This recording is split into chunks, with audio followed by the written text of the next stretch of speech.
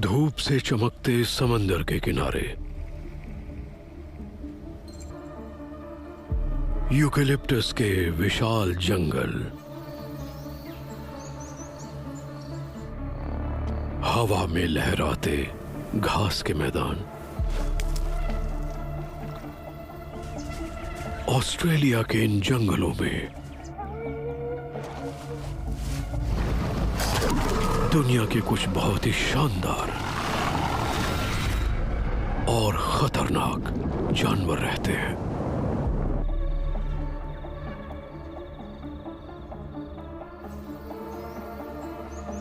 लेकिन climate change की वजह से बड़ा बदलाव हो रहा है।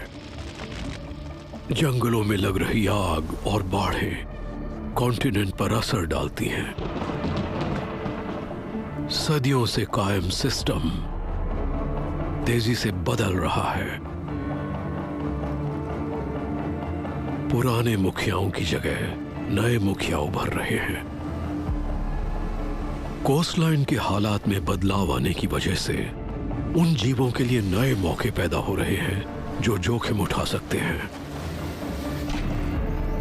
बहादुर और साहसी जानवर नए इलाकों पर कब्जा कर सकते हैं और पुराना हिसाब किताब चुकाने के साथ साथ जीने की जंग लड़ सकते हैं।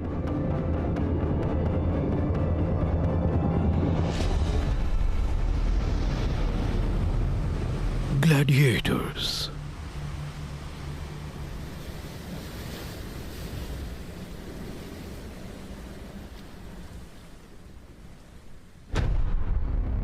Wild coast.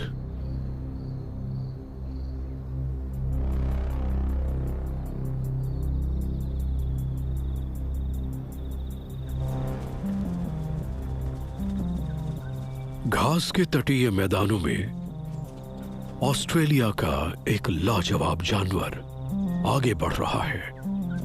Eastern grey kangaroo की प्रजाति यहां 1.5 करोड़ साल से मौजूद है।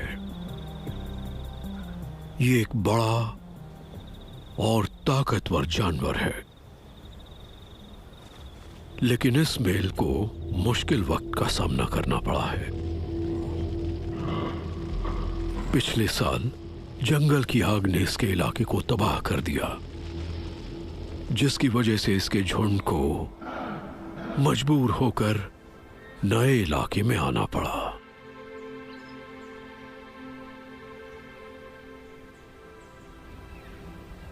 लेकिन झुंड पर शासन करने वाला मेल यहां नहीं आ पाया। वो झुंड में शांति बनाए रखने के साथ साथ दूसरे मेल्स पर भी नियंत्रण रखा करता था और झुंड की सुरक्षा भी करता था। इसलिए अब एक नए मुखिया को तरक्की करके ऊपर पहुंचना होगा। इस ग्रे कैंगरू की नजर उस ओहदे पर है, लेकिन इस अकेले की नजर ही इस गद्दी पर नहीं है।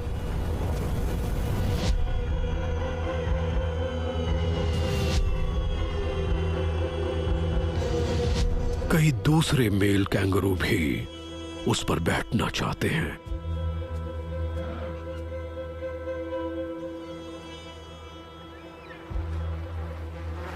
और जो भी उसमें कामयाब होगा, झुंड की सुरक्षा की जिम्मेदारी उसे ही उठानी होगी,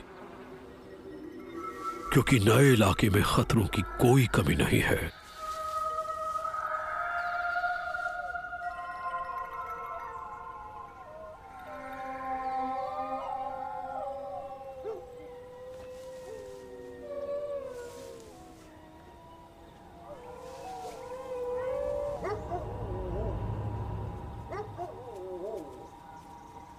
डिंगोस,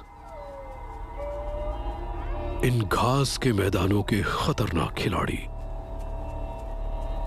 ये मांसाहारी जानवर कैंगरूज के कुछ कुदरती दुश्मनों में से एक है। 2 डिंगोस कैंगरूज पर घात लगाकर हमला करने के लिए झुंड से अलग हो गए और घनी झाड़ियों में से आगे बढ़े।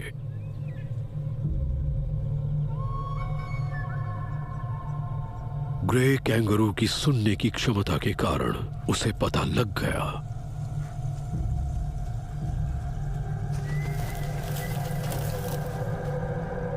ये उसके लिए झुंड को सुरक्षित जगह में ले जाकर अपनी काबिलियत दिखाने का अच्छा मौका है। उसने अपने पिछले पैरों से जमीन पर थपथपाते हुए झुंड को भागने का इशारा किया। जैसे ही मेल भागा, झुंड भी भागने लगा, लेकिन डिंगोज ने उन्हें खड़ी घाटी की तरफ धकेलकर धीमा करने की कोशिश की। वो किसी युवा कैंगरू का शिकार करना चाहते हैं। ग्रे कैंगरू के पिछले पैरों के विशाल टेंडन्स स्प्रिंग्स की तरह काम करते हैं। जब भी उनके पैर जमीन से लगते हैं तो वो ऊर्जा इकट्ठी करते हैं और कूदते वक्त उसे छोड़ते हैं। वो झुंड के लिए एक सुरक्षित रास्ता चुनता है। डिंगोज लगभग 50 किलोमीटर प्रति घंटे की रफ्तार से भाग सकते हैं, जबकि खुले इलाके में कैंगरूज 65 किलोमीटर प्रति घंटे की रफ्तार पकड़ सकते हैं। मेल ग्रे कूदते हुए अपने झुंड को चट्टानी झाड़ियों से निकालकर खुली घाटी में ले आया। अब यहां से सब कुछ रफ्तार पर निर्भर होगा। अब डिंगोज के पास कोई मौका नहीं है।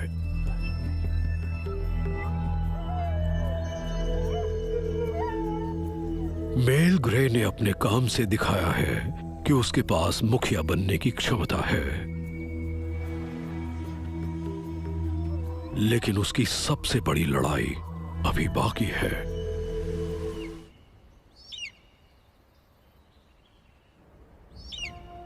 जंगल की आग और टेम्परेचर के बढ़ने से जमीन को नुकसान पहुंच रहा है और इसका असर पानी में भी महसूस किया जा सकता है।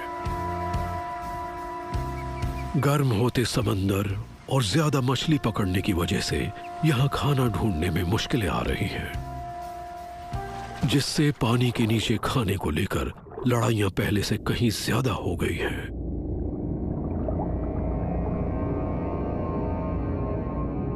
यहां तक कि सबसे बड़े शिकारियों में से एक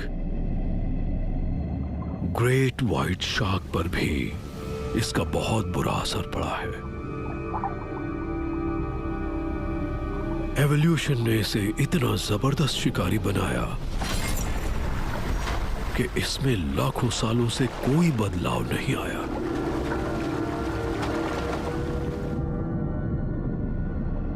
लेकिन अब इसके आसपास की दुनिया बदल रही है।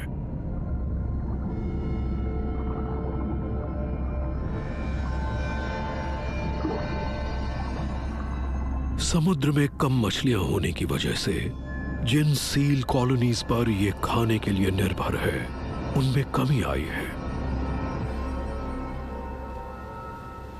इसलिए शिकार का बेहतर इलाका ढूंढने के लिए शार्क ने खुले पानी में हजारों किलोमीटर की यात्रा की।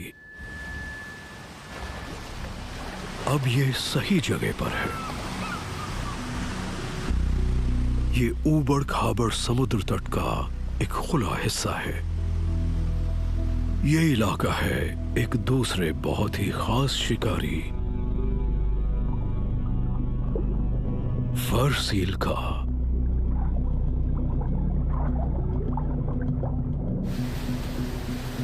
पंद्रह साल पहले इसी समुद्र तट पर इसका जन्म हुआ था। बदलते समुद्र का असर इस पर भी पड़ा है। तेजी से कम हो रही मछलियों तक पहुंचने के लिए अब इसे किनारे से दूर और आगे तक तैरना पड़ेगा।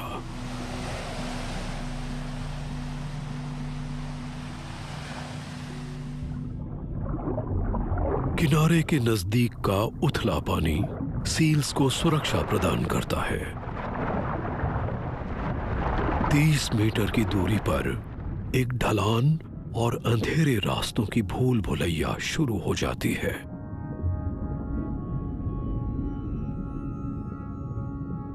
सबसे अच्छा खाना यहां से और आगे है। लेकिन वहां ग्रेट व्हाइट शार्क भी है जो पहले से सील का इंतजार कर रही है। फर सील की खुशबू उस तक पहुंच गई है। ग्रेट व्हाइट शार्क की सूंघने की शक्ति बाकी सभी शार्क से तेज होती है। दूसरी सेंसेस उसे सील के और भी करीब खींचती हैं।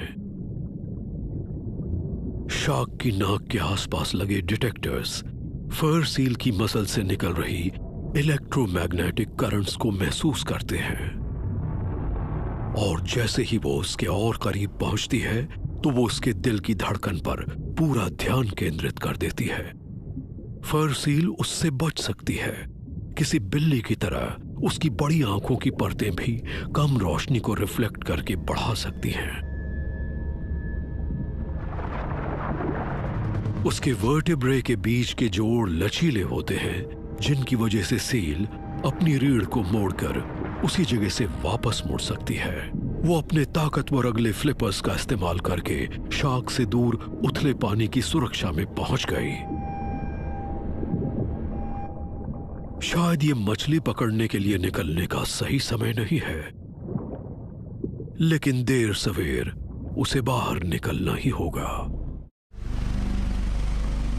चट्टानों पर उसका 3 महीने का बच्चा है। यहां भी खतरों की कोई कमी नहीं है।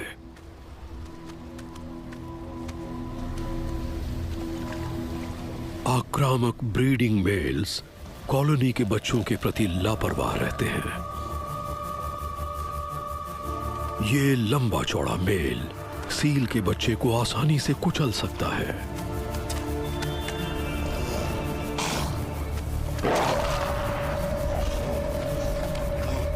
वो उसका ध्यान अपने कमजोर बच्चे से हटाना चाहती है। मेल का वजन उससे 3 गुना ज्यादा है, लेकिन मां अपने वजन की कमी को अपनी बहादुरी और साहस से पूरा करती है। वो अपना मुंह खोलकर मेल को अपने नुकीले दांत दिखाती है। मेल की मोटी चमड़ी कवच का काम करती है, लेकिन उसमें एक कमजोरी भी है। फीमेल ने अपने दांत उसकी नाजुक गर्दन में घुसा दिए।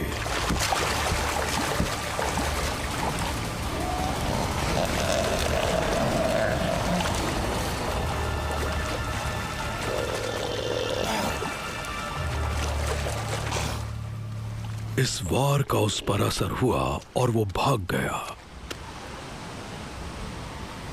बच्चा ये देख रहा है। मां ने आज उसे सिखाया है,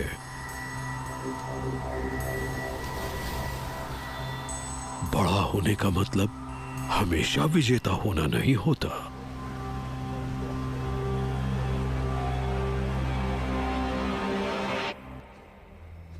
भोजन को देख सकती हैं, इसे सावधानी से चलना चाहिए। जंगल में बड़े शिकारी घूम रहे हैं।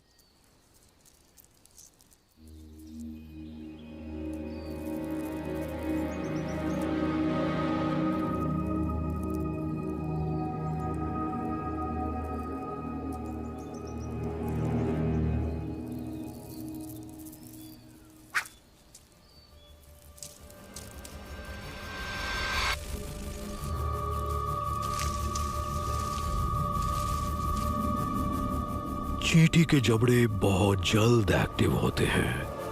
हजारों मसल फाइबर्स एक साथ सक्रिय होते हैं, जिससे उसका मुंह मौत के चारों ओर कसकर चिपक जाता है। लेकिन मौत हार नहीं मानता। वो अपने गुबार उड़ाने वाले स्केल्स को झाड़कर बुल एंट को मुश्किल में डालता है। एंट थोड़ी देर के लिए अंधी हो गई है, लेकिन वो लड़ती है और अपनी ताकत का इस्तेमाल करके मौत को वहीं ले आती है जहां वो चाहती थी।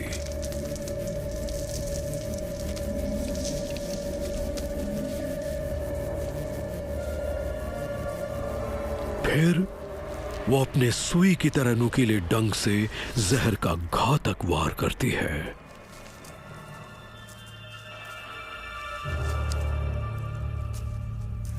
मौत मरा नहीं है, पैरालाइज्ड हो गया है। बोलैंड को इसे खींचकर कॉलोनी तक ले जाना होगा, जहां वो इसके टुकड़े करके लार्वा को खिला सकेगी।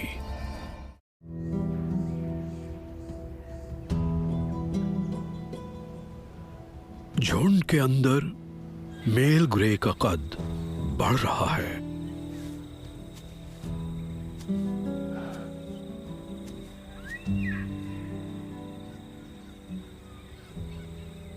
लेकिन उसका ये विरोधी अपनी पहली चाल चलता है। अपना शरीर दिखाना एक तरह की चुनौती है। 40 डिग्री सेल्सियस की चिलचिलाती गर्मी में हर कोई बेहाल है। मेल ग्रे कैंगरू को शांत रहना होगा। आराम कर रहे कैंगरूज को पसीना नहीं आता, इसलिए वो तेजी से हाँफते हैं और अपने हाथों और बाहों को चाटते हैं। सबसे बुरी बात यह है कि गर्मी की वजह से बहुत ज्यादा मक्खियां पैदा हो गई हैं।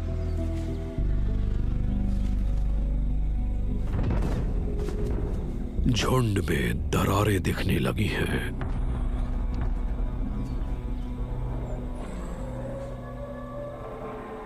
इन्हें शांति बनाए रखने और सुरक्षा के लिए एक नए नेता की जरूरत है।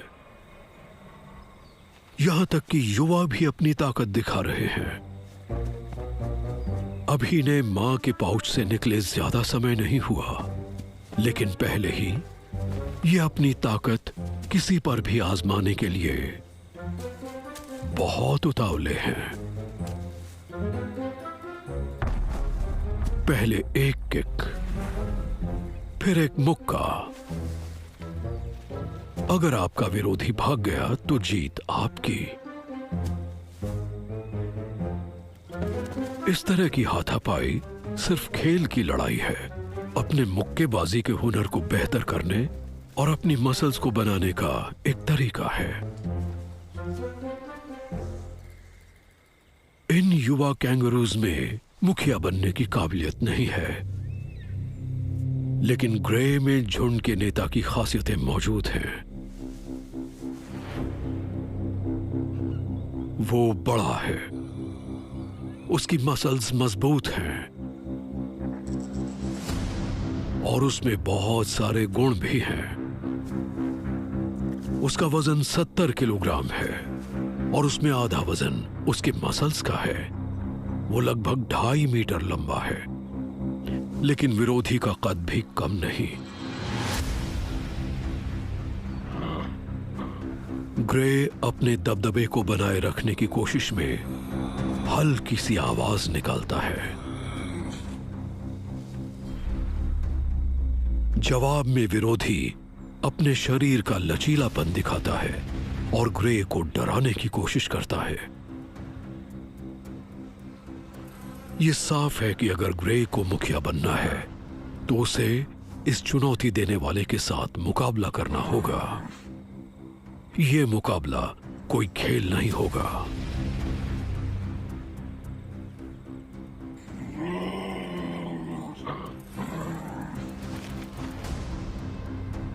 दोनों लड़ाके अपनी कदकाठी के साथ खड़े हैं।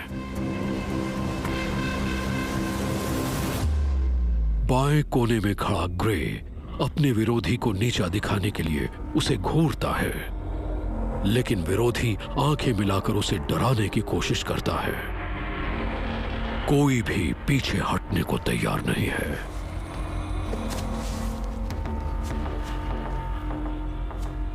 ग्रे के लिए चाल चलने का समय है। वो विरोधी को पीछे की ओर धकेलता है और अपनी ताकत दिखाने की कोशिश करता है, लेकिन उसे जल्दबाजी में कुछ नहीं करना चाहिए। मुखिया पद की यह लड़ाई कई दिनों तक चल सकती है। और विरोधी की लो किक से पता चलता है कि वो लंबी लड़ाई के लिए तैयार है।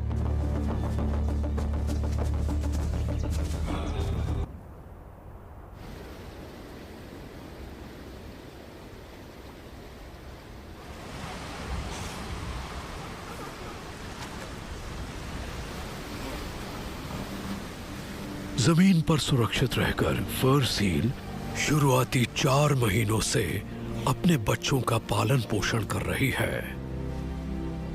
उसका दूध पूरे एनिमल किंगडम में सबसे ज्यादा पौष्टिक माना जाता है,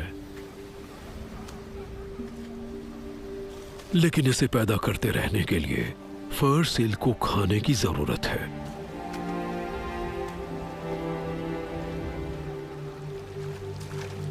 लेकिन वो जिन मछलियों, स्क्विड्स और ऑक्टोपसेस का शिकार करती है, उन्हें ढूंढने के लिए अब किनारे से बहुत दूर जाना पड़ता है। उन तक पहुंचने के लिए उसे ग्रेट व्हाइट शार्क का सामना करना पड़ेगा।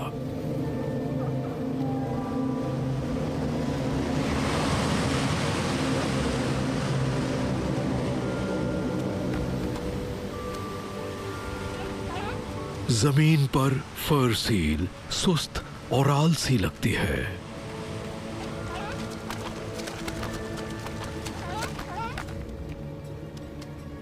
लेकिन पानी में वो एक एथलीट है। खाने की खोज में वो अपने घर से 200 किलोमीटर की यात्रा कर सकती है। वो ग्रेट व्हाइट की नजरों से बचकर मछली और स्क्विड खाने के बाद अपने बच्चों के पास सुरक्षित पहुंचना चाहती है। वो गहरी ढलान में पहुंच गई। सील की एक सांस लगभग 10 मिनट चलेगी। उसके बाद उसे सांस लेने दोबारा ऊपर आना होगा। वो समय सबसे मुश्किल होता है।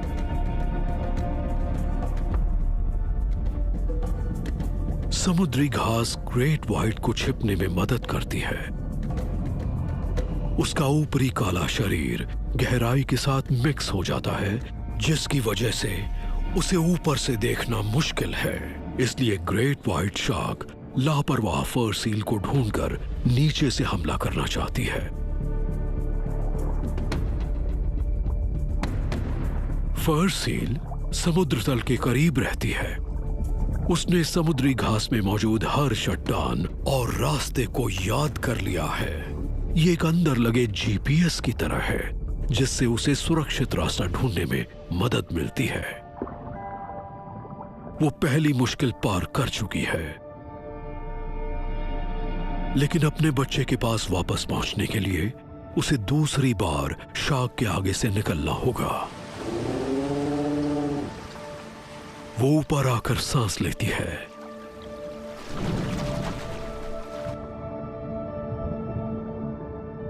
अब खाने का समय हो गया है।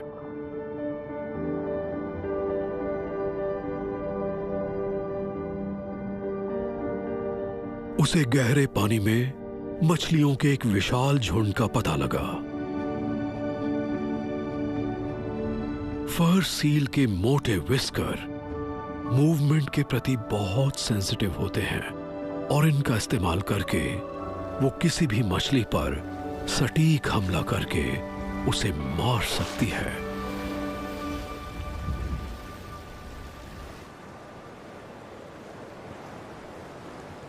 एक घंटा खाने के बाद वापस किनारे पर जाने का समय हो गया है।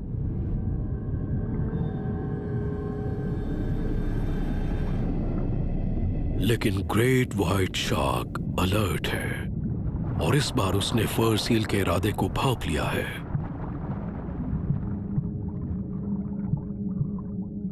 शार्क इसी तरह के हमले के लिए बनी है। उसकी स्किन पर बने छोटे छोटे स्ट्रक्चर्स खिंचाव को कम करते हैं, जिससे वो चुपचाप तेजी से तैर सकती है। खुले पानी में हमले से बचने के लिए फर सील तंग रास्तों से गुजर रही है। नीचे रहने से अचानक हमले के चांस कम होते हैं।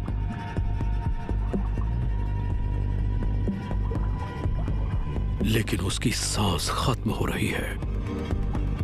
उसे जल्द ही ऊपर आना होगा।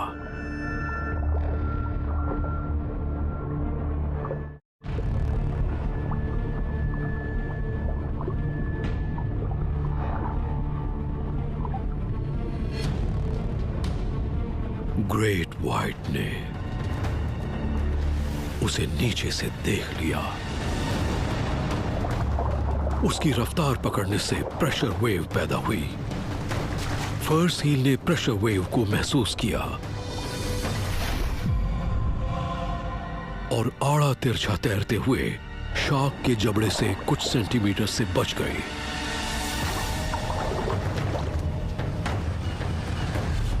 ग्रेट व्हाइट का विशाल शरीर उसे रफ्तार देता है, लेकिन वो एनर्जी नहीं बचा सकता। अपने पहले वार से मारने में नाकामयाब होने पर उसकी सफलता के चांस कम हो गए हैं। फर सील उथले पानी में भाग गई, लेकिन वो एक तंग जगह में है और बाहर निकलने का कोई रास्ता नहीं है। शार्क ने उसे घेर लिया है, इसलिए वो समुद्र तल का इस्तेमाल कर रही है।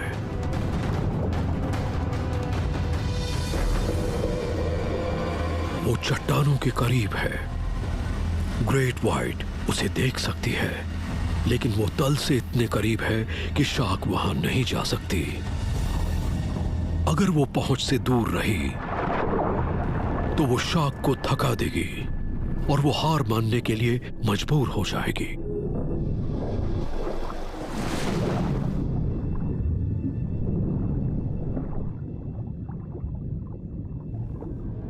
लेकिन फर सील एक कदम आगे निकलकर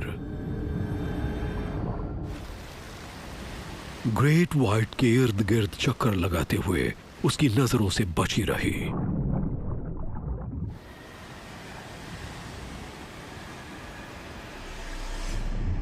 ग्रेट व्हाइट परेशान होने के साथ साथ अपनी ऊर्जा भी खो रही है।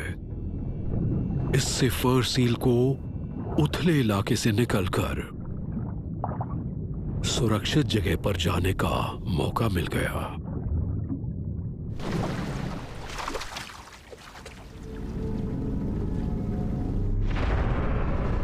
ग्रेट व्हाइट दोबारा गहरे पानी की तरफ निकल पड़ी। इस बार उसका ध्यान कम अनुभवी सील्स के ग्रुप की तरफ है।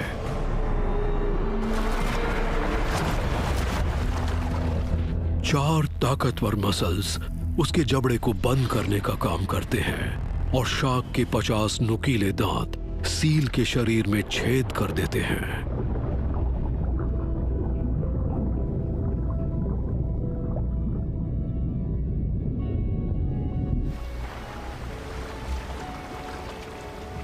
फर सील अपने बच्चे से वापस दोबारा मिल गई।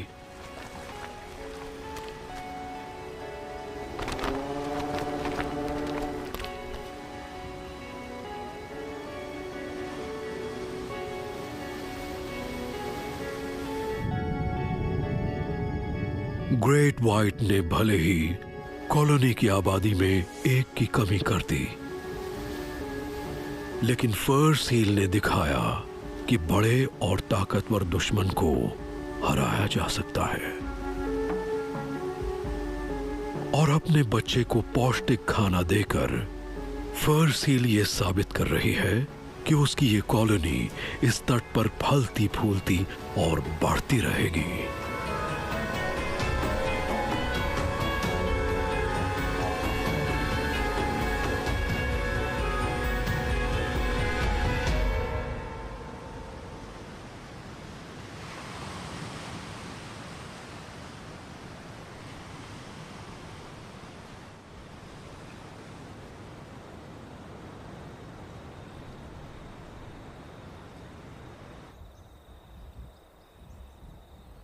उधर तटीय जंगल में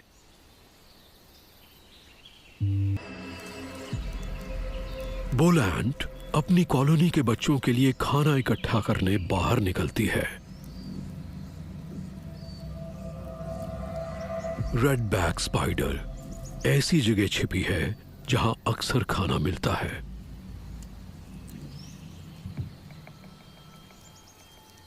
अपनी कॉलोनी के लिए खाना जुटाने के चक्कर में चींटी तारों की भूल भुलैया से अपना रास्ता ढूंढने की कोशिश करती है।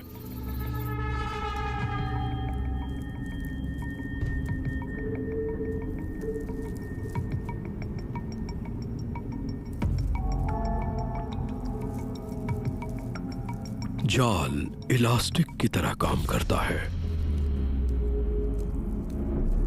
वो फंस गई है। ये तारें बहुत मजबूत हैं और इनके ऊपर चढ़ा लिक्विड सिल्क गोंद का काम करते हुए चींटी के शरीर से चिपक जाता है। वाइब्रेशन से रेड बैक स्पाइडर समझ जाती है कि जाल में कोई फंस गया है। बुल एंट अपनी ताकत से कुछ तारों को तोड़कर आजाद हो जाती है, लेकिन रेड बैक स्पाइडर का जाल बहुत फैला हुआ है।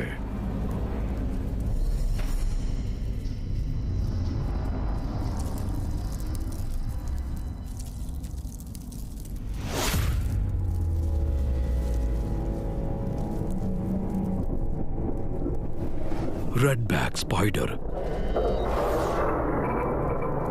हमला करने के लिए आती है। उसे अपने मैंडिबल से पकड़ने की कोशिश करती है। तब तक चींटी कुछ और तारों में फंस जाती है।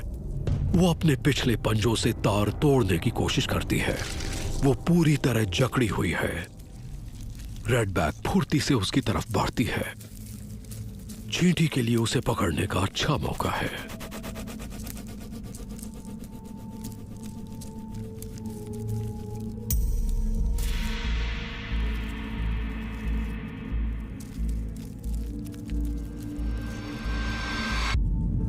रेड बैक स्पाइडर अपने पिछले पैरों से सिल्क को बाहर निकालकर बुल एंट के मुंह को अच्छी तरह से बांध देती है।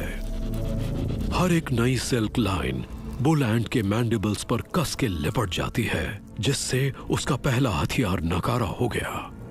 लेकिन चींटी के पास अभी भी उसका घातक जहरीला डंक बचा है।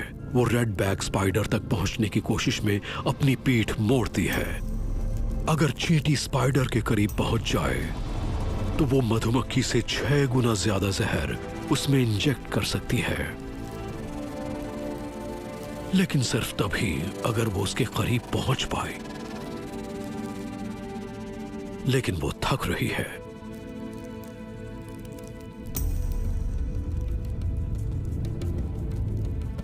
अब बचकर निकलना नामुमकिन है।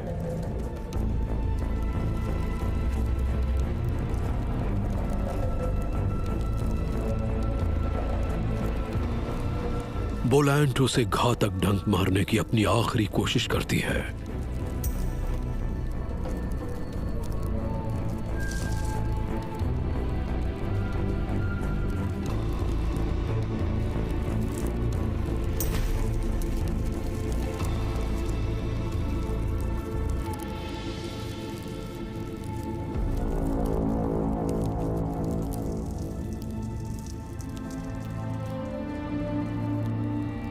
लेकिन वो सिल्क से जकड़ी हुई है।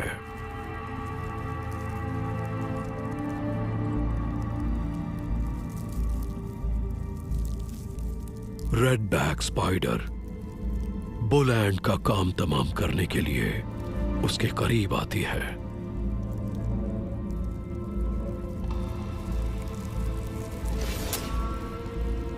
दो नुकीले फैंग्स से वो अपनी न्यूरोटॉक्सिक कॉकटेल चींटी में इंजेक्ट करती है।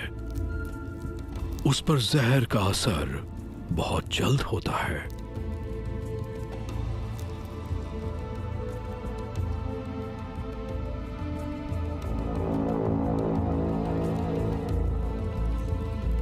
रेड बैक स्पाइडर धीरे धीरे अपना खाना शुरू करती है।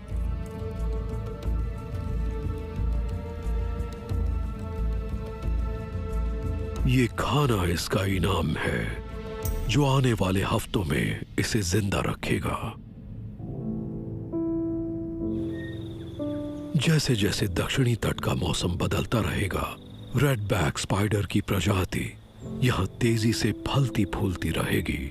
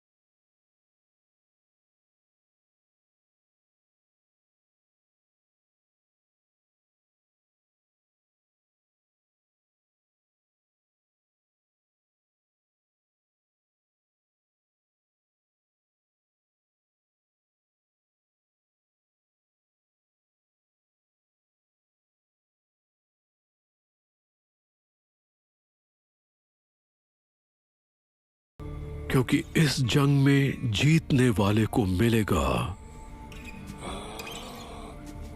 इस झुंड के मुखिया बनने का ओहदा।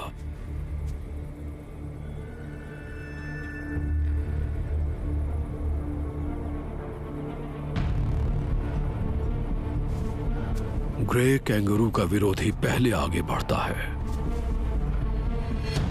और ग्रे फ्लाइंग किक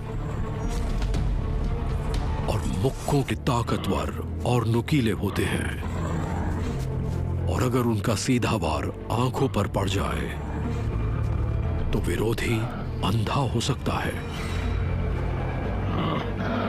लेकिन विरोधी अपने सिर को पीछे रखता है ताकि वो ग्रे की पहुंच से दूर रहे। इसलिए ग्रे अपने हमले में तब्दीली लाता है। वो आगे बढ़कर अपने विरोधी को पकड़कर नीचे गिराने की कोशिश करता है। उसका विरोधी नीचे गिरते गिरते संभल गया, इसलिए ग्रे ने अपना हमला तेज कर दिया। उसने अपनी पूंछ का इस्तेमाल करते हुए अपने विरोधी पर दोनों पैरों से वार किया। उसकी ये किक किसी हैवीवेट बॉक्सर के पंच के बराबर की ताकत रखती है। नुकीले पंजों की ये किक किसी इंसान का पेट फाड़ सकती है, लेकिन पेट की मोटी चमड़ी की वजह से उसका विरोधी ऐसी कई किक्स को झेल सकता है। ग्रे मौका देखकर विरोधी को एक ताकतवर किक मारता है।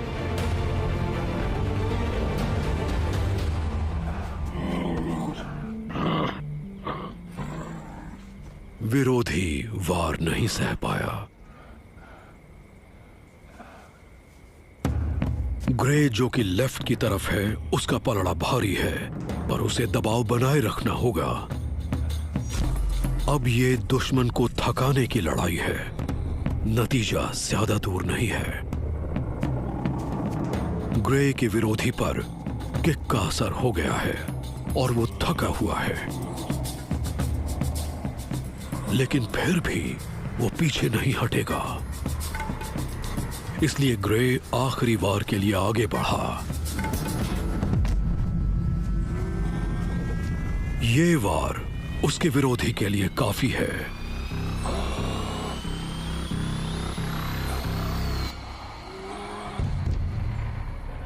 अब ग्रे झुंड का मुखिया है।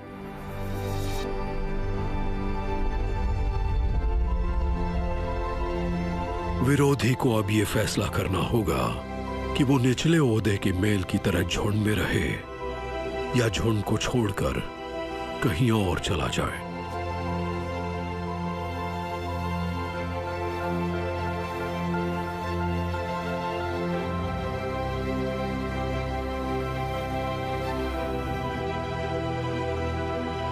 झुंड में मुखिया की कमी दूर हो गई।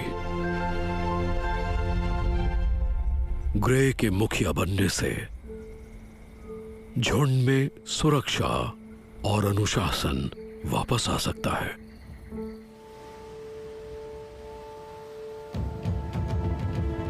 ऑस्ट्रेलियन जंगल के समुद्री तट पर बहादुर जानवर बड़े से बड़ा जोखिम उठा रहे हैं। एक कमजोर सील ने अपने पुराने दुश्मन को हरा दिया।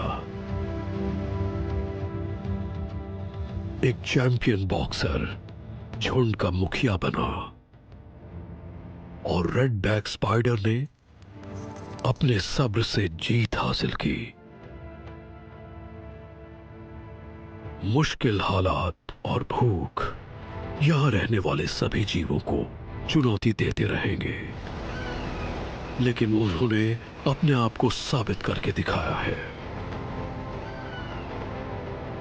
और ऑस्ट्रेलिया के इस मुश्किल इलाके में रहने और जिंदगी के लिए हर रोज लड़ने का अधिकार हासिल कर लिया है।